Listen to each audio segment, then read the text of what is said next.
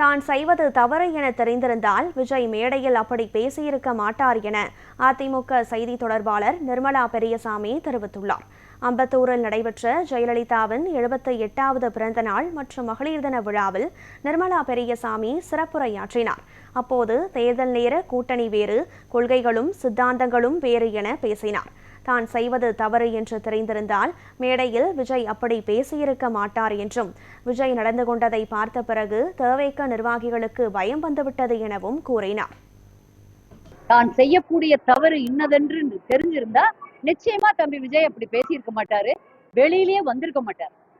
யார் மேல இப்படி ஒரு அன்னைக்கு பாத்தீங்களா, அந்த முதல் வரிசையில உட்கார்ந்துருக்கக்கூடிய தவேக நிர்வாகிகள் யாருடைய முகத்திலையும் ஈயாடல்னு சொல்லுவாங்களே அப்படி இருந்தாங்க. எல்லாரும் அப்படியே பரிதாபமா உட்கார்ந்துருந்தாங்க. இதுக்கு முன்னாடி எல்லாம் என்னமோ ஆட்சியை பிடிச்சு முதலமைச்சரே ஆகி தாங்கெல்லாம் ஒவ்வொரு டிபார்ட்மெண்ட் மினிஸ்டர் ஆயிட்ட மாதிரி ஒரு பாவலா காட்டிட்டு இருந்தாங்க.